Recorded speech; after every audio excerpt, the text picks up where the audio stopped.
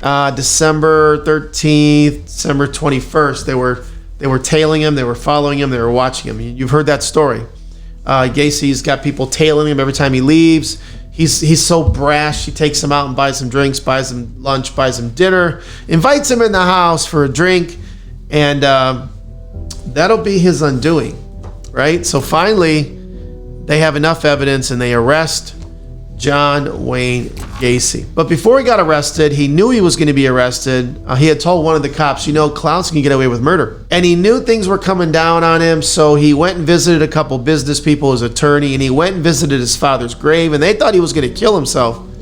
So because of that, they quickly found a reason to arrest him. They got another search warrant, and they arrested John Wayne Gacy. So some of John Wayne Gacy's later arrest photos. By the way, all of these photos will be scanned and on my Patreon page, so you can go there and join for 1 month and download them all, and you can have these as part of your true crime collection. This is a nice piece of art somebody did. I think that was pretty cool. Gacy in the hospital. Doesn't look too happy there. This is a really rare drawing of Gacy's, a picture of his house. And you could see his house. And if you watch it, there's the house. And then we got the shed, the garage. These are all the locations where the bodies were found. And then the police would make a sketch of that house. And you could see where the bodies are found in the crawl space, the backyard, the body under the garage floor, storage shed, 8213 West Summerdale. I was there not too long ago. There's a brand new house built on there. It was for sale when I was there. You could actually buy the house and live on top of the property where Gacy committed his crimes. This is a very tight neighborhood. Like, there are houses really close. That's why it's amazing to me. How did he get away with this? I mean, there are neighbors on top of him. I mean, there's no way to hide from the neighbors. I live in a neighborhood too. There's no way I could get away with that. Nobody know anything. So Gacy was so bold and brash. He invited the police officers in his home December 19th, 1978.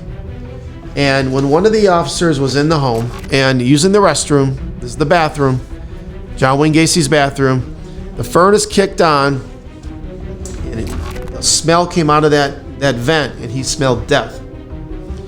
And he went, and they said, we need to get a search warrant. This guy, something's not right.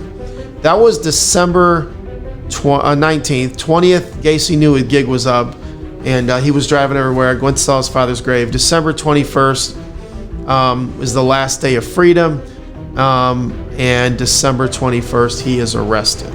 December 21st, 1978, Gacy is 36 years old. He is arrested. They search his house. They find all kinds of evidence, pieces from the victims, all kinds of stuff. Watches, keys, driver's license. It's almost like he kept all these as trophies. Again, this will all be scanned and on my Patreon if you want to get a copy of all this. So at first, Gacy came clean, and he gave up. He said, "Here's where this is his drawing." He made a drawing of his crawl space. He said, "This is where the bodies are," and the police took that drawing and made a better schematic, and they went into his crawl space. This is the door to his crawl space. You pull the trapdoor off, and that's the door to the crawl space. So at first, the police thought they were looking for a robbed piece. And then when they found the ring of John Sick, they were like, oh my gosh, there's more than one victim. There's two victims? They had no idea what they were getting into. From December 21st to probably April, they're digging and trying to figure out who these victims are. This is an actual victim found in the crawl space. You'll see the skull right here. They're all laid in their graves. Very sad story. A lot of young men and boys were killed. Another grave, another body in the John Wayne Gacy crawl space. Gacy gets convicted, and he is sentenced to death on March 13th, 1980. So you got to go back. A lot of people say, did you ever interview John Wayne Gacy? I mean, I didn't graduate high school till 83. And I was in college till 85. So John Wayne Gacy is a little bit before my time. I just wasn't really doing what I'm doing yet. I wasn't kicking. And I was focused more on teen killers at the time when I started in 1985. So Gacy and I, Dahmer and I, Bundy and I never had any meetings.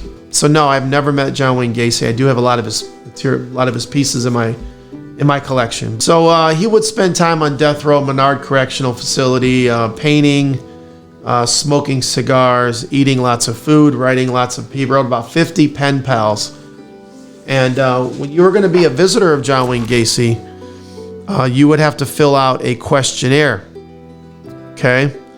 So let's say you want to visit him, he would send this to you, and you have to put your name, your date of birth, your age, your weight, your height, which is weird, right? Marital status, your family, your wheels, what kind of car, brothers, sisters, most treasured honor, perfect woman or man. See, if you told me if I was going to date you, let's say, and you told me the perfect man, I would become that man. Smart on his part. Who's your childhood hero? Your favorite TV shows, movies, songs, singers. And he goes through this list. Every January 1st, I resolve to do something. Nobody knows I'm my biggest regret if I were president, my advice to children, my pet peeves. And that's John Wayne Gacy's questionnaire. So before you got to visit him and get with him, you had to fill out the questionnaire. Gacy would send out a lot of disgusting jokes. This is I've got a lot of these in my collection. I'm going to scan these, so you're going to have them in your collection. This is a little boy comes on the beach, and he covers this woman with sand, and he's covered up, and then he rapes her. So I thought that was very interesting. That's his humor. We know he strangled people, little boys. This is another one of his jokes he sent out. Beep beep, you son of a bitch, and it's the coyote strangling the roadrunner, which all this stuff is fascinating to me. A movie came out called To Catch a Killer about John Wayne Gacy. It says it came out in 1992. And Gacy hated that. And he wrote the actor Brian Dennehy a scathing letter, like basically saying, I'm innocent. Do you have any idea everything you're saying in the movie is going to be wrong? Along with painting, he was getting involved with a lot of celebrities wrote him, and he wrote a book called The Question of Doubt, and I actually have a copy of that book. This is a good one because the names are not redacted. So there's not many copies of this, but I have a copy of John Wayne Gacy's A Question of Doubt. It's huge. Pretty fascinating. I'm gonna have to really read into that. And he wrote another book called The Pogo Files. And so I do have a copy of The Pogo Files here. Okay. After confessing and all the things he did, then he tried to change his mind in prison. He was trying to beat the death penalty, saying I'm not guilty. Okay. In prison, he was a painter. He took up painting. This is his big number one hit, Pogo the Clown. This is kind of a rare photo. There's not many photos of John Wayne Gacy in prison, and if you look closely up on this wall, you can see Pogo the Clown being painted. He would put him up on the wall like an assembly line and paint all the colors at one time. He would sketch different things. This is Red Skelton, Jimmy Durante, Stan Laurel, Bob Hope. He would do religious themes. This is Jesus.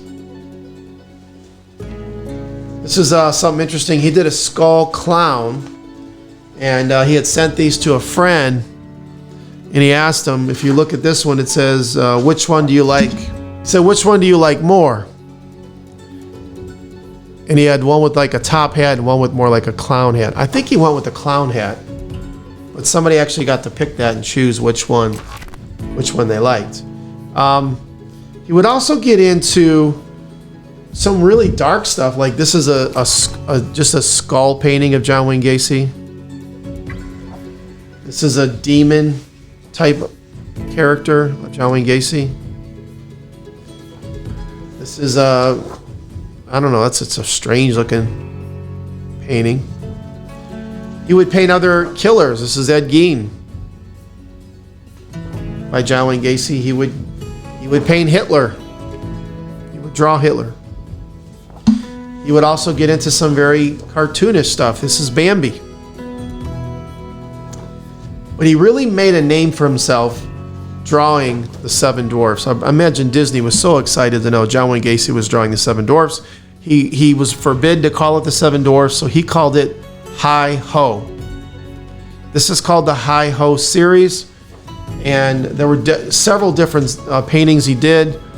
Here's the Hi-Ho characters coming out of a cave, and I always tell people that I think this is interesting. GACY would say he is Doc, the guy with the glasses. He's the leader of the elves. The dwarves, which are like little boys. And they're coming out of a cave, which reminds me of kind of like a crawl space, I guess. Hi-Ho with the cave.